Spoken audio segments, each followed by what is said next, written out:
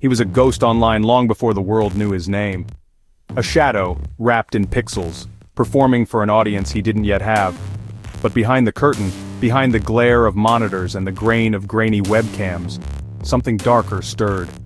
I can almost hear the sound of a mouse clicking, the computer keys tapping, and somewhere out there, a distant train horn, barely cutting through the static. Born Eric Clinton Kirk Newman in 1982, his childhood was marked by silence and strange obsessions. His mother called him fragile. Teachers described him as distant.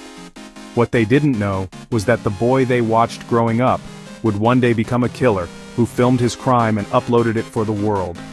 If you listen close, you can almost hear it, a lullaby slowing down, playing backwards, like childhood memories fading into something unrecognizable.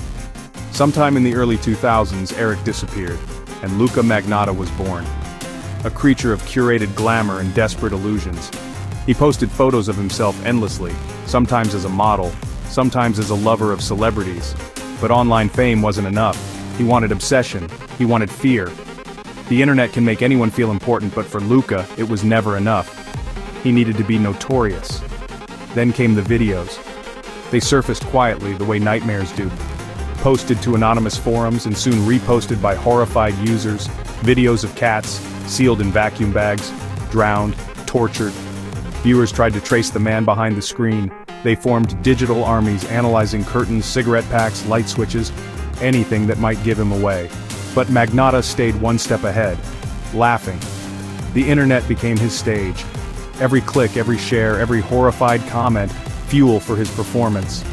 On May 25, 2012, a video titled "One Lunatic, One Ice Pick" appeared on a Gore website. What began as curiosity for some turned to horror. The video showed the murder and dismemberment of a young man, Jun Lin. It was ritualistic, cold, and theatrical. Luka had crossed the final line, and he made sure the world was watching. Suddenly, news headlines spun. Police tape wrapped around a Montreal apartment. The world tried to look away, but it was too late. He fled across continents, changing names, changing stories. Paris, Berlin, Montreal. But the camera betrayed him again. In a Berlin internet cafe, as Luka Googled stories about himself, authorities swarmed in. He smiled. He was caught, yes, but he was already a star in his own mind. In court, his lawyers blamed schizophrenia. The jury saw something else. A man so desperate for attention he became a monster. In 2014, Luka Magnotta was sentenced to life in prison. But the scars he left, online and off, still ripple. Luka Magnotta reminds me of a terrifying truth. In the age of the internet, evil can wear a beautiful mask. And when the world finally looks behind it, it's already too late. One final mouse click. The screen goes black. Viewer discretion advised. Evil, when it knows it's being watched, performs.